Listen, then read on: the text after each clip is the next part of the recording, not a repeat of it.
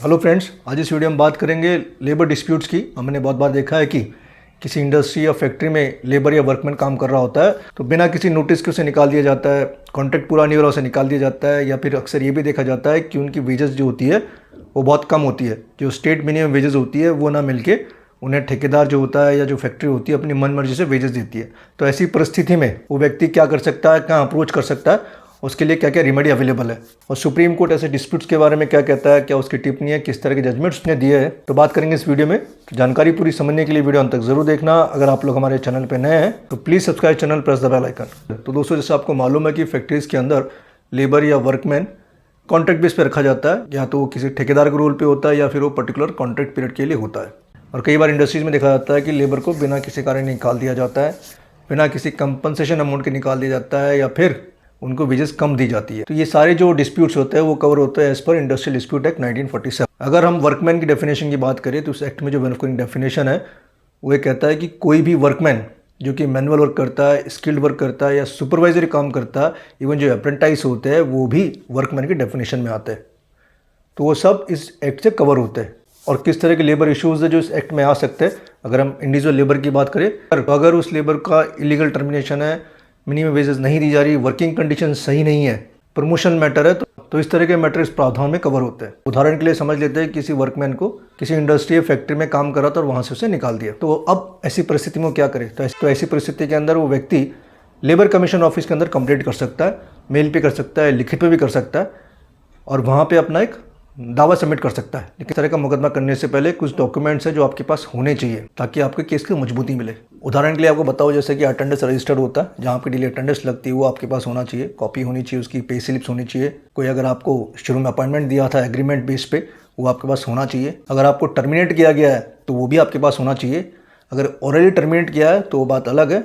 अगर आपके काम को अप्रिशिएट किया है, किस तरह का वर्क एक्सपीरियंस आपको दिया है किसी अथॉरिटी ने उस फैक्ट्री उस इंडस्ट्री के अंदर, तो वो भी आपके पास होने चाहिए। तो ये तो बात होगी किस तरह के डॉक्यूमेंट्स होने चाहिए आपके पास। आज इस वीडियो में बात करेंगे सिर्फ टर्मिनेशन पॉइंट पे।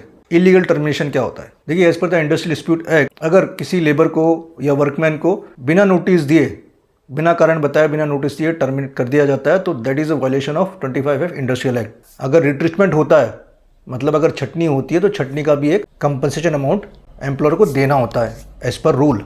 तो अगर बिना किसी कारण टर्मिनेट किया है, that is also the violation of this rule.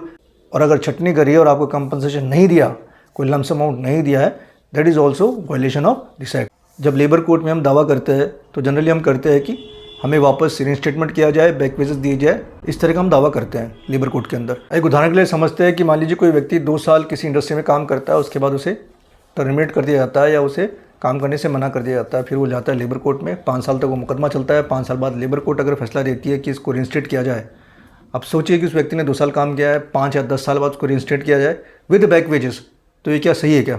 देखिए, अब सुप्रीम कोर्ट जहाँ तक रीइंस्टेटमेंट, नौकरी पर दोबारा रखना या कंपनसेशन की बात है, उस पर क्या कहता है, उसकी क्या गाइडलाइंस है। सुप्रीम कोर्ट जहाँ तक डेली वेज वर्कर्स की बात है, तो जहाँ तक रीइंस्टेटमेंट विद बैक वेजेस है उसको अप्रोप्रिएट नहीं मानता।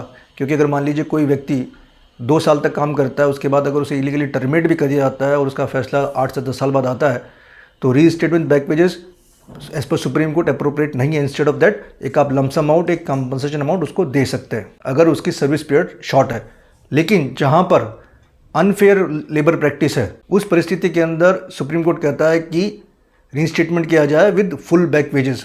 इसी तरह सुप्रीम कोर्ट ने ये भी कहा कि principle of last come first go वाली नीति फॉलो होनी चाहिए।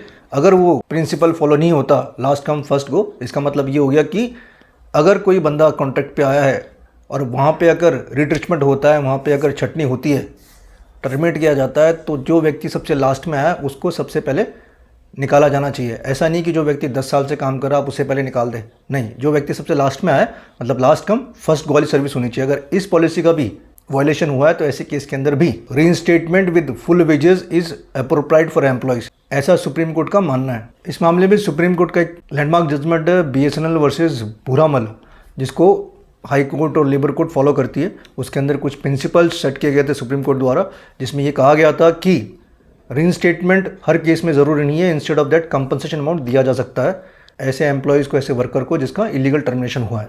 इस जजमेंट का लिंक मैंने डिस्क्रिप्शन दिया, आप वहाँ से डाउनलोड कर सकते हैं और इसके जो बुलेट पॉइंट्स है वो समझने वाले हैं। जैसे इस केस में सुप्रीम कोर्ट टिप्पणी की थी कि the court rule that the general principle of reinstatement with back wages not applicable to all the cases of illegal termination. जैसा कि मैंने कहा है कि इलीगल टर्मिनेशन के सारे केसेस के अंदर बैक वेजेस वाला कॉन्सेप्ट नहीं होना चाहिए।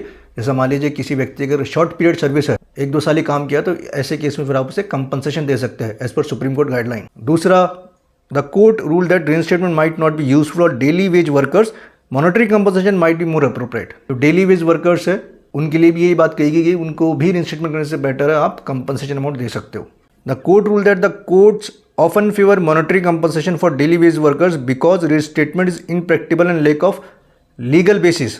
और फोर्थ पॉइंट है the court rule that the court has discretion in granting back wages will consider the facts and circumstance of the cases.